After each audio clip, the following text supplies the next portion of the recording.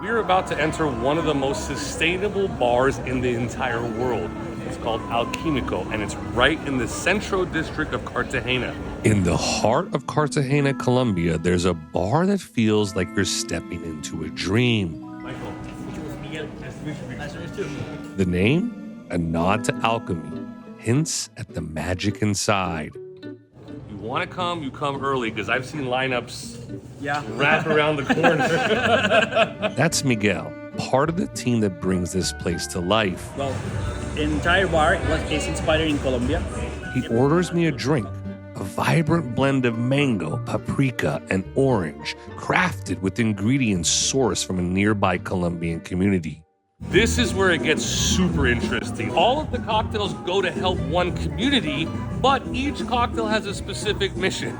So for this one that we ordered, it's gonna go towards 10,000 liter fiberglass storage tanks for rainwater collection. The other one that we ordered is supply and installation of 2,000 liter fiberglass tanks for water management in their homes. And the cocktails, they're incredible. Wow. The bartender, dressed entirely in black, crafts me another cocktail.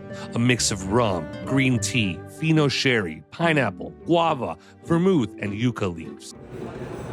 This is yucca. As she moves, her beaded necklace catches the light, and then I notice they're all wearing them. Not just jewelry, but something purposeful, like a mark of belonging. It feels like they're in on something. Something that only the rest of us can guess at. Miguel, you want to go upstairs? And they are. Because Alquímico isn't just a bar. It's an experiment, a collaboration. They have a farm where the beet that is inside of this cocktail is grown. That's farm to bar. By day, the team works off-site exploring Colombia's unparalleled biodiversity. And by night, they transform those discoveries into an experience that's equal parts innovation and tradition. That's pollen. This place is a Willy Wonka factory for the senses. Tree tomato. Tree tomato. Yeah. Every floor, every sip reveals something unexpected. A tomato on a tree. And I can't stop wondering, who dreamed all of this into existence? I have to know, and I need to hear their story. What an amazing experience. Every single floor, every single cocktail. Fucking amazing. I'm Michael Motometti. And I'm Vanessa Salas. This isn't just a travel podcast, people. It's your backstage pass to the world's hidden corners. It's vibrant food and the incredible people you'd never meet on the tourist trail. For 3 years, we've been living out of suitcases and trading hotel rooms for street food stands. We're all about finding hidden spots, meeting the local legends, and tasting the flavors that make a place come alive. Join us as we taste the wild and the wonderful and hear the stories that only locals know. This is No Fixed Address, your passport to the world's best kept secrets. This is a really, really special episode for me, I must say. I mean, I'm in love with Cartagena. If you've ever seen any of my videos or some past podcasts, you know how much I love Colombia in general. My wife is Colombian. She's from almost Cartagena, about a couple hours outside on the coast. But the reason why I fell in love with this episode, babe, was because this is the future of Cartagena. Totally. When you go to Colombia, you're going to get the flavors of Colombia, obviously, right? I mean, that's the culture that's there. But it's very rare to see a city on the cusp of something. And I think this episode and the conversation that we have with Jean is the epitome of that cusp. Yeah, not only in terms of, the types of drinks and cocktails that he's offering, but he's elevating ingredients that have been kind of untouched or overlooked in Colombia, things like yucca and things that people don't pay attention to. He's like making into these oh my God, delicious, delicious, delicious cocktails. Yeah, and it's not just about the ingredients, because I think that's really important, by the way, because all the ingredients that he uses for most of his cocktails are locally grown and they are indigenous to or are native to Colombia. But it's the caliber at which he's executing. I mean, he has made top 50 bars since 2019, was it? And of course, we're talking about Jean Trinh. He's the owner and operator of Alquímico. This is a bar in the old town of Cartagena. It's a beautiful space, 3 floors. Each floor has its own theme. First floor, I have the menu right here. We kept it. You brought the menu home with you? It's honestly a keepsake. It's a piece of art. But the recipes are inside, obviously, and if you open it up, what's really cool about this, oh, wow, yeah, I wanted to frame that. It's so awesome. Now, what's really awesome about that is that they have a farm partnership, basically a co-op almost, with this indigenous tribe in Colombia. Another really interesting fact as we kind of segue into the conversation, Colombia is the second most biodiverse country in the world outside of Brazil, and Brazil has the rainforest. That's crazy. we have the rainforest too, which is Brazil is so much bigger than us. I know, but Brazil is known for the rainforest. You know But we have a piece of the Amazon too. Okay, well, I'm just saying, like, it's not like, hey, go to Colombia, visit the rainforest. Go to Brazil, visit the rainforest, you know? Okay, I guess. And so I just thought that was super fascinating. So as you can imagine, at one end, I'm thinking, hey, it must be super easy to make cocktails because they have so much, access to so many different fruits and vegetables.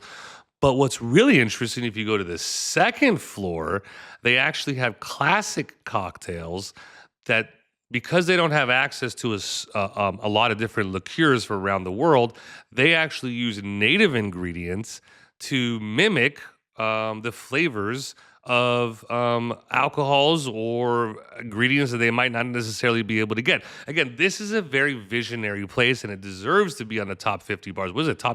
Did it make top first in the last 5 years? One time, I think. Yeah, he's gotten top bartender in the world. This in 2024, it was top 8.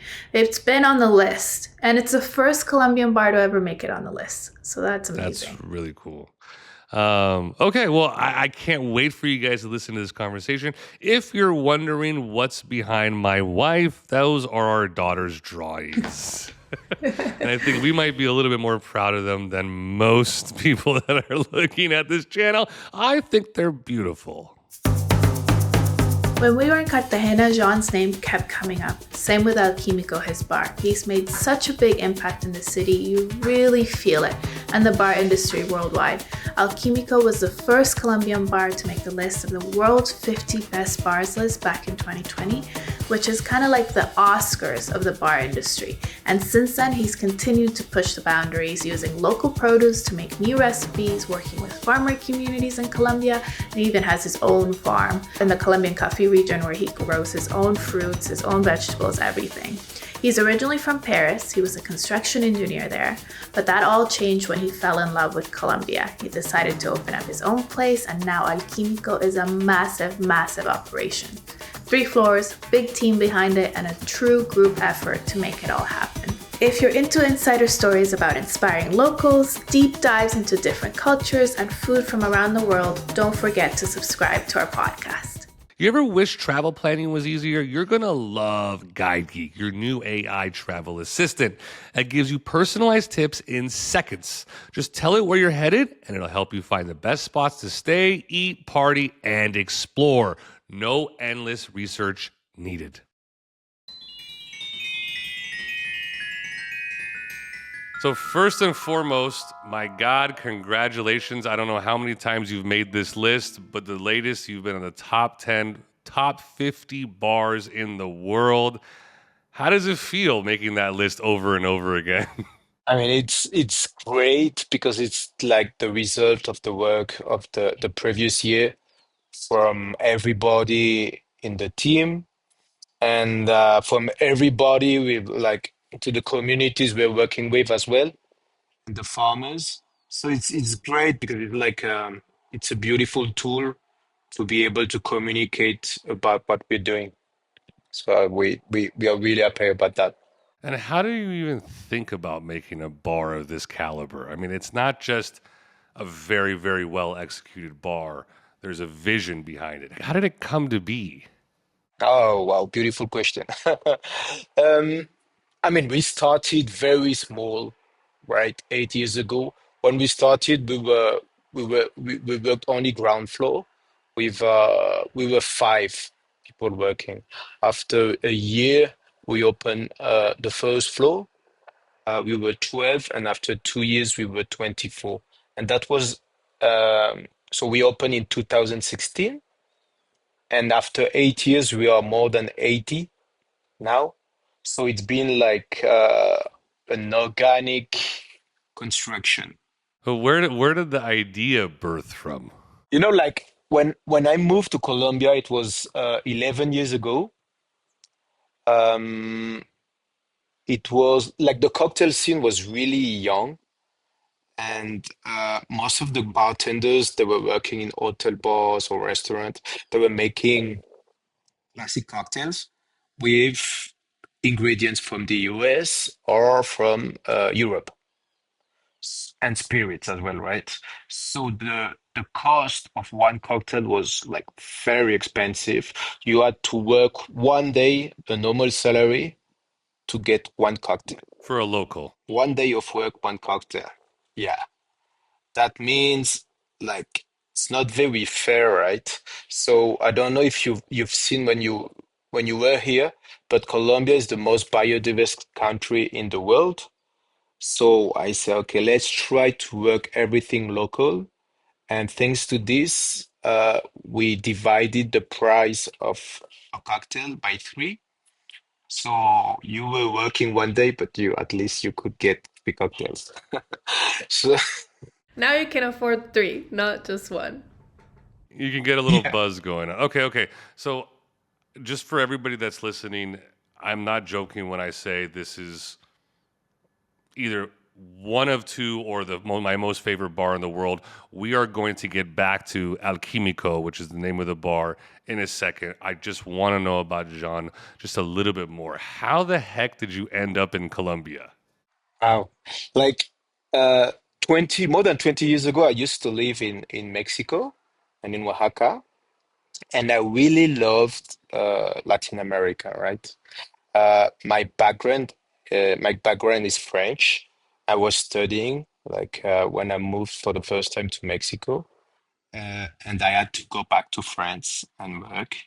But I was in love with Latin America. I was missing it so much that I decided to come back Latin America, and I picked Colombia because Colombia, that was in 2013. I think has everything I was looking for, like amazing people, like very diverse, um, different cultures. It was almost um, the beginning of tourism as well in Colombia, right? Because of the young story. Um, and I mean that I think it has been like the best choice I've ever had in my life to come here, and I'm really really happy today, and the history of the bar as well, and all the team. We are really proud about it. Well, we have a pretty strong connection with Colombia because of my wife. She grew up on the coast, and Colombia has a dear place in my heart. Obviously, I want to move there. I think my wife is always like, I want to move somewhere else.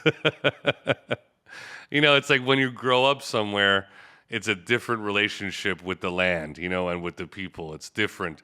For us, me and you, the grass is always greener. Like, let's go somewhere else.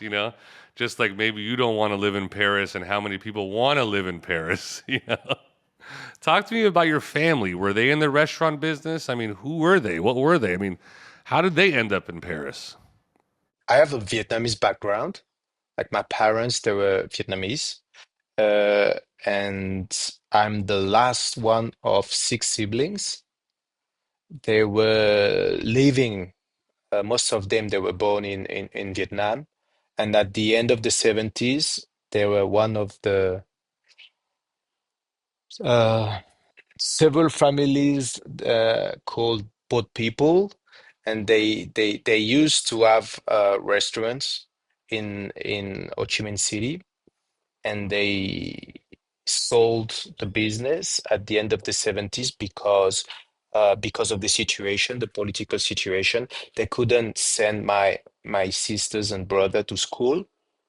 So they decided to move from Vietnam to anywhere else. So they suddenly uh, moved to Malaysia, where they found like many refugee camps, and from these refugee camps, they called some family member.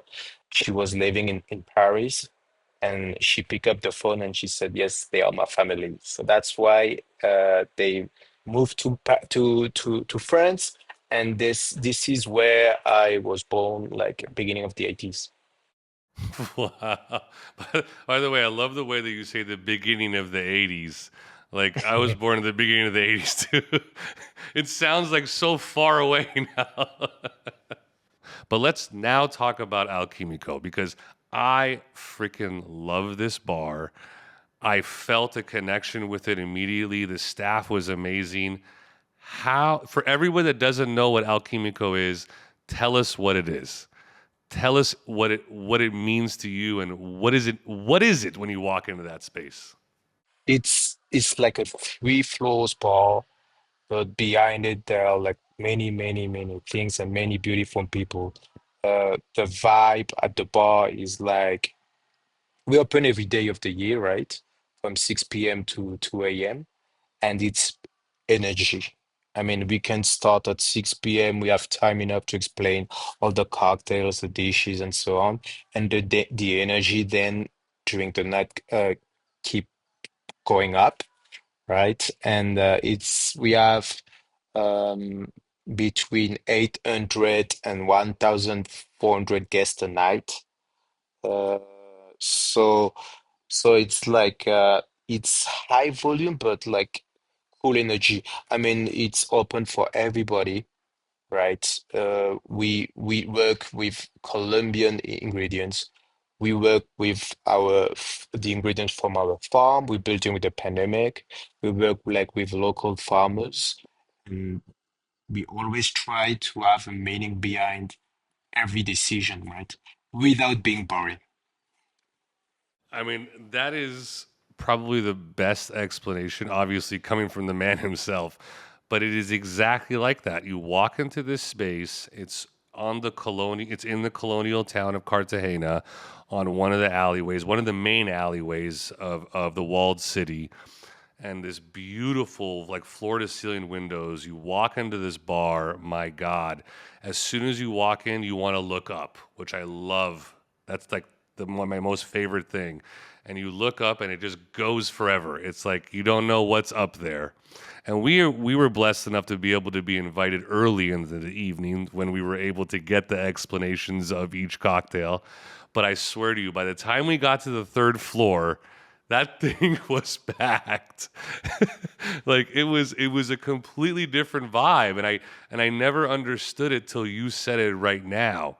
Like if you want to come in for a little bit more of a laid back atmosphere, come right when they open because trust me, within 3 or 4 hours that lineup is around the block. I mean, it is a And it's fantastic. constant.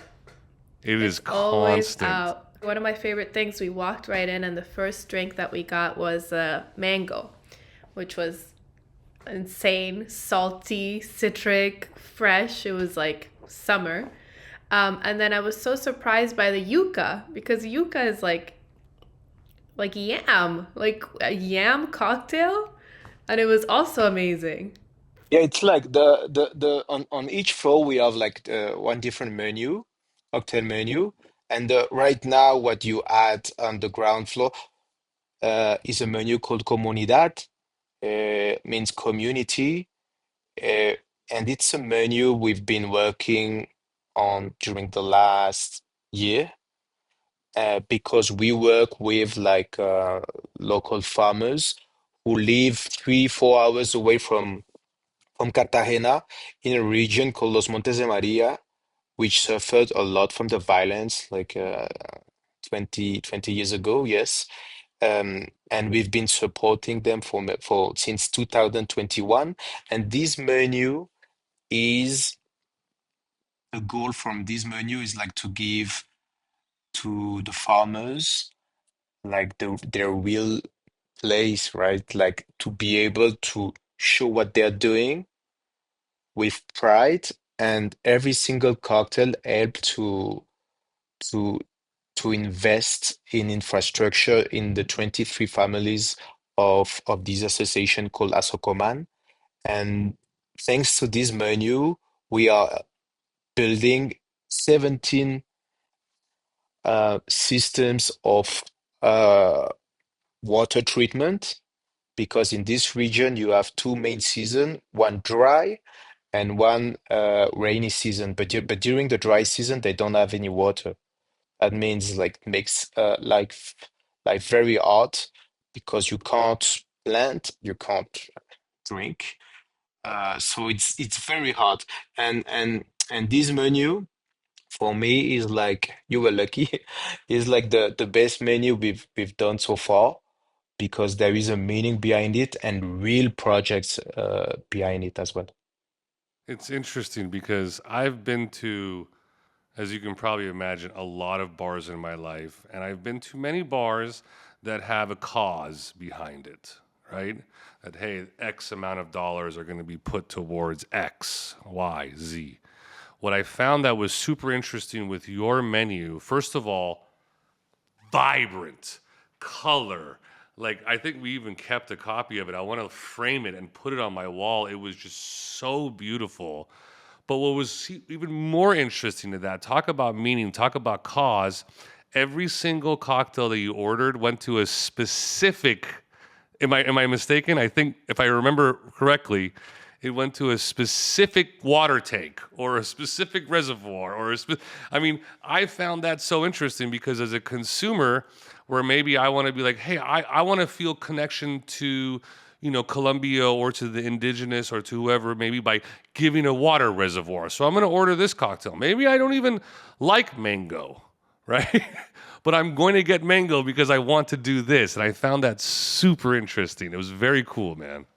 Yeah, because like, and we add as well the face, I mean the drawing of the farmer, because I really believe that when you meet people, I mean through like a drawing or a picture or like live meeting, I mean there is another impact, right? So when you see a face and you meet them, it's like it's touchy. Yeah, and I think I agree 100%. I mean, the old saying is that you put a name to the face, right? So you can see a name all day long, but if you can put a face to it, there's a deeper connection involved, right? And I think it gradually becomes deeper and deeper and deeper, right? If you see somebody on a video, if you see someone on a drawing, and then you meet them in person, then you talk to them. So I completely agree. But you must have probably, I would say, seen a lot of different ingredients in your life, right? Don't tell me about your favorites. I want to know about the weirdest, strangest thing that you've worked with. What have you found in Colombia? That's a good one, because every day I discover new fruits. Like you were talking about mango.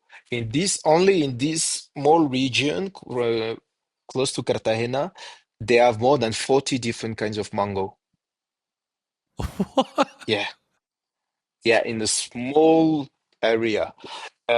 So like there is a beautiful Instagram account called Frutas Colombianas, and they explain and they have pictures of like fruits you've never seen in your life. And what I really like about it is it's not about money. It's about, okay, wow, you have this in your garden. You have one tree of this. Can you can you contact me, or I contact you, or something? And then you exchange seeds or fruits. So there's Oh, no that's so money in cool. the middle. It's just like fruit exchange. I'm looking at it right now. Wow. Oh, what's that? I have no idea. You can stay in front of this Instagram account hours, days. My God. Okay, so what is the strangest one you've come in contact with? Do you have a name, or you just can't even remember? There's so many weird ones. Like at the farm, we have like so many different kinds of, but every time they connect, almost like you give the name from one fruit when you've never seen it, with the name of the farmer, of the lady, or like the landlord. So at the farm we have like a kind of passion fruit, but a different one, and there is one called uh, maracuba. It's a mix between maracuya, which is passion fruit, Yeah. and uchuva, and it's full of meat. So Wow. you can eat like the white part. Yeah. Yeah. Usually you drop it. This one is so sweet that you can eat it as well. It's beautiful. But I can tell you Wow. another one every day. I can tell you another. I went to your production house and you guys are making use of every fruit in so many weird ways, drying them, distilling them, breaking them down into pieces. I went on a day where it was like an experimental day. So everybody was building like a gelatin out of, I don't even know what extract of what fruit. It was so insane. And making wines. So you're really kind of taking these fruits and then pushing the limit of it, it seems like. Yeah, we really try to work um, everything local. That's why we removed like weeks ago every single wine because they're not from Colombia. So we have one guy and many other like team members working on fermented drinks, kind of fruit rind, and like we really try to use every single ingredients we find out, like it's so many. Usually I go to a market or to a farm and I get one and I say, wow, crazy. So I send it to the bar and then we talk about what we can get from this. But it takes time. It takes time because many ingredients, as we are working with like very small production, sometimes it's like, okay, I get the seed, I plant it at the farm, see you in a few years, right? So that's another way as well of working. Coming from the land is probably one of the biggest kind of mantras that you guys have is sustainability, right? How do you guys implement sustainability when you're making a cocktail menu of that size? I mean, guys, I'm not even joking with you. It's 3 floors, 3 different cocktail menus. They're massive. I mean, it's not easy. It's about it's not one vision of sustainability. I think there are many. Um, we always try to work with people. So sustainability, we're working on sustainability with producers, farmers, our farm, indigenous communities, with the staff as well. We care about a lot about what they drink, what they eat, how they behave. We care about many things, and for me, it's like the main thing about sustainability is like always being or asking yourself, how can we improve this, or can is there another way to work um, to to to to help people to have like a better life quality? That's the goal. So that actually is really, really interesting way of looking at sustainability, right? Because I think most people look at sustainability like recycle, reuse, etc., right? How do we make sure that we utilize this one ingredient or this one product over and over again so it doesn't have commit waste or any sort of bad influence on the environment, which I think is the standard definition of sustainability. But you're taking it a step further. You're also looking at it in a way where hey, I want to make sure that the people that we get this product from can live and can survive and can be happy. I want to make sure that my staff is also working at the level at which that they're not doing any waste either. I mean, it's a multifaceted like perception or ideal of sustainability. Is that a good way of putting it? Yes, yes, totally, Michael. It's always about, okay, we work with the products of the farm. Which product can be easy? Like, for example, the bar is in Cartagena, the farm is in the coffee region, like 900 kilometers away. So we're not gonna plant mango in at the farm. You know what I mean? When we have plenty of tropical fruits close to Cartagena, so what we plant at the farm, we plant everything organic, but we plant fruits or vegetables or herbs that we will never get from other people in around Cartagena. So that means like we use the ingredients for the guests, but for the staff as well, because they have the staff meal at the bar every night before the shift, and they eat everything organic from our farm and from like the farmers close to Cartagena, and they eat veggie. I'm kind of like very tough about this. And even if I'm not veggie, like, but they eat properly every night of the year. Again, part of this cycle of sustainability, man. That is very, very cool. I mean, I just find it fascinating to understand the well-oiled machine that you have there. I never put it together into the context of sustainability, right? The idea of working at the best possible caliber that you can be also tends itself or lends itself into making a more sustainable cocktail at the end of the day, right? There's no fat on the bone left.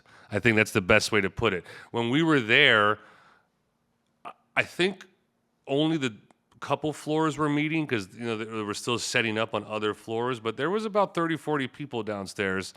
And I was like, who's running the show here?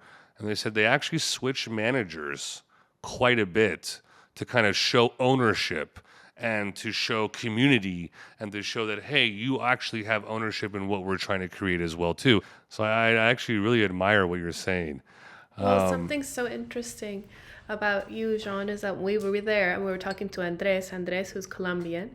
And, I'm Colombian, and he was telling me, working with him and with this team has made me fall in love with Colombia again, because it's made me look at it from fresh eyes and outsider eyes and see the biodiversity and the beauty and meet the farmers and kind of discover this new level that I was missing, that I was just kind of you know you kind of like take for granted. You take it for granted.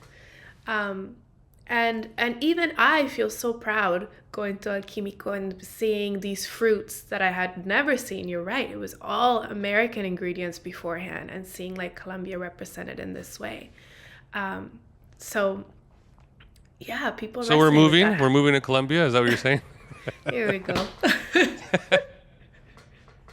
But how does it feel to have that impact on Colombians too? I mean, we are many people working with passion in the team. It's never myself, right? So the idea about, like, for example, the menu comunidad is really to talk and to give a voice not only to the team and to Colombian, but like to people that with like amazing story. Like these people, next time you visit us, I take you there and you will see how beautiful are the values of these farmers. And like you cannot, it's impossible to not be proud when you see uh, like the evolution of the people around.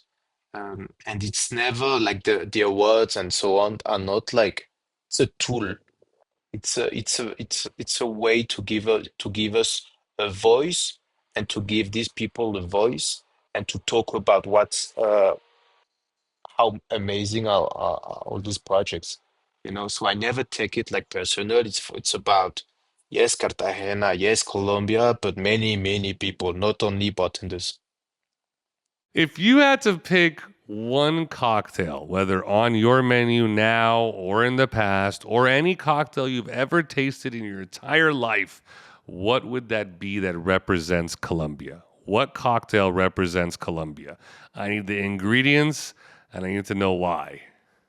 I think like we have like one of our classic cocktail like we almost have since the beginning is called Petronio, and Petronio is the name comes from like a music festival in Cali called Petronio, and it's about the Afro-descendant culture from the Pacific coast. So we use in this cocktail viche, which is like sugarcane spirit made by Afro-descendant women.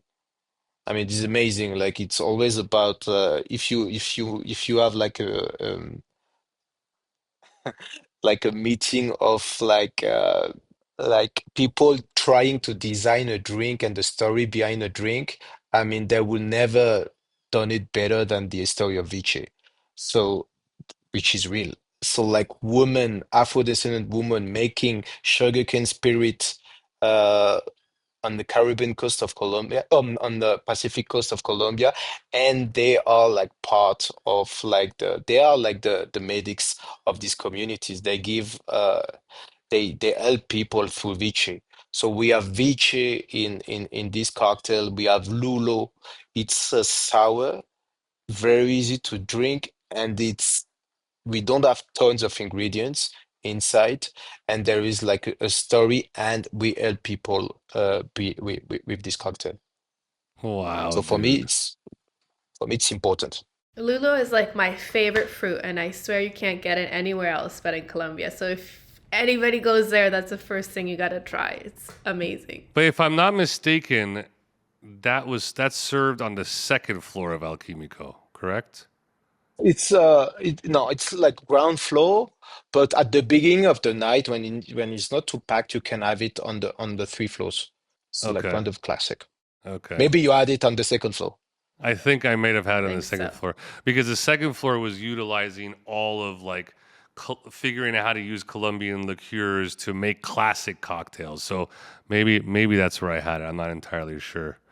Again, for everybody that needs to visit El Quimico, I don't know if I got into this, but the first floor has a very specific menu that comes from the indigenous individuals in the land that it goes towards a cause.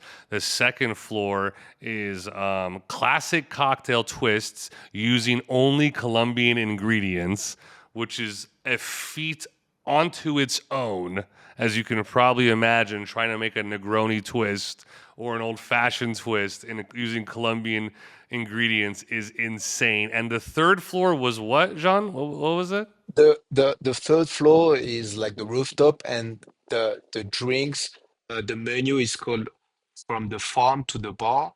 So we Okay, use yeah, that's what it ingredients was. from our farm. Yeah, yeah. So instead of being, I mean, we've heard of farm to table. I even heard sea to table last year, and now we have farm to bar, which is just absolutely amazing. Let's talk a little bit about Cartagena before we end. I really want to know your idea and perception into Cartagena and Colombia in general. Why do you love Colombia? Why do you love Cartagena? Because Cartagena, I think, has so many like faces and people and energy, and this story is just like amazing. And this mix of like different backgrounds. I mean, you can find people in Cartagena every single color.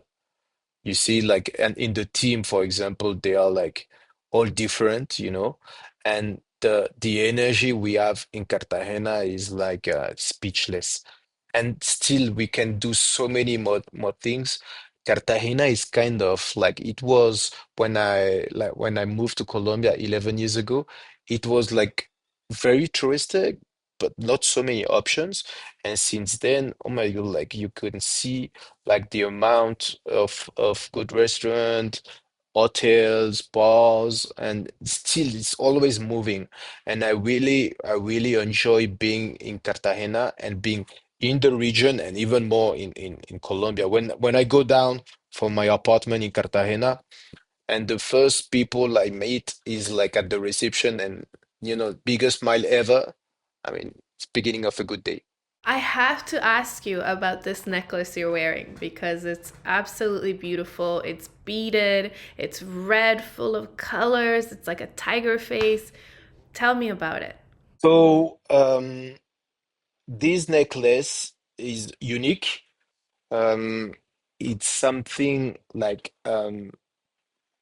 we started to work with like a tribe called Embera Chami, an indigenous community. They live from Panama to almost Cali on the Pacific coast, and then in the Andes. So close to the farm in the coffee region, our farm, I met like a family just after the pandemic, and when I went there, like the shaman of the tribe was wearing one of those, right? Beautiful. And made. Uh, and when I asked them, "Hey, what happened to you guys during the pandemic?" They said, like, we struggled, obviously, because there was no tourism. They couldn't sell anything. They only live from handcraft. So I said, how can we start a collaboration? So one of those necklaces uh, is between 8 and 10 days of work for one person. Wow. In the team, we are more than almost 90 now. So every single person in the team, they have their own on Christmas. They are all different. Uh, and it's a kind of like way of showing like the diversity of Colombia, to be able to help them as well, because thanks to this we can give work to 20 families, like indigenous, every day of the year. And as well, Wow. to be when they are wearing it like at the bar every night. And when we do events as well, like guest shifts and so on, pop-ups all around the world, and we are wearing it, I mean, we can share something else than just the ingredients of the cocktail, right? So we can talk about the culture and the people behind it. That's the real meaning of this necklace. Oh my God. Well, I mean, if they need any more business, I'm sure everybody who's listening to this and watching this is going to want one. So you let us know if they need it and we will facilitate. Yeah, I would send them like the direct contact of the community they need it, and then the money is going straight to them. Okay, cool. Beautiful. So, John, we actually, at the end of every conversation, I like to do something called a speed round. We would love if you just say the first thing that comes to your mind. What we have found is that these questions are a little deeper than we first assumed, and people start to think about them a lot more. So, don't hesitate to just take your time as well, okay? First up, there's only four of them, okay? First up, what are you most scared of? I'm not scared about anything. I mean, no, but like I take everything as an opportunity to learn. So I'm not scared. Like, No, like you're not scared of your bar failing. You're not scared of sharks. You're not scared of aliens. Nothing. Zero. You're fearless. it's not. I'm not scared. Like if something happened to the bar, it's just like a responsibility. I'm not scared. Like we know that we can find a solution. I love that answer. Okay. This is gonna be an interesting second question then. What makes you most happy? What makes you the happiest? That's a one for you as well. Living in Colombia makes me very happy. Wow. Love that answer. Ron is the Um, best. I love you. That's amazing. okay, if you could eat one dish for the rest of your life, what would it be? I love cooking Vietnamese food, so I love pho. I, Oh w- my I God, love it. Eat it like every 2 days. So are we gonna do a Colombian twist restaurant soon? That's what we need to do. Oh, you gotta open that up. I have almost everything at the farm to make a pho, 100%. I was gonna say, where do you get all the ingredients? But you Dude, this farm them guy has yourself. No he has surprise. everything. Okay, last question. What's more important, visiting new places or returning to places that you love? Both, both. This guy's just total zen. He's just like, by the way, I love your answer because there is no right answer. So we're taking it. Don't worry about that. That's because once you've been to a country, you've met people. I mean, so that's the main reason to go back or to not go back. But usually I go back. Exactly. Well, Jean, listen, man, it's been such a pleasure to speak with you. An honor, to be very honest with you, and it's very rare for me to say that. I just think that your mission, it goes far beyond the bar. It goes far beyond the cocktail. It's something that is rare nowadays. Sustainability, yes, but you're going a step further. You're helping people in all walks of life. Everyone that you touch, you are helping.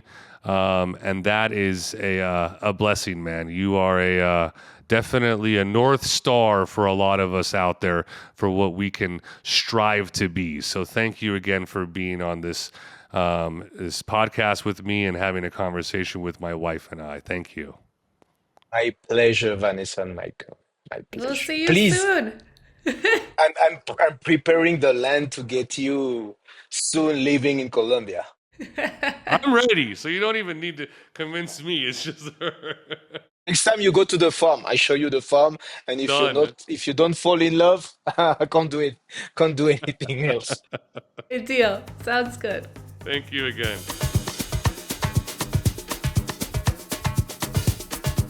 I really hope that Jean kind of lived up to the expectation the pedestal that I put him on, because I truly feel like he is there.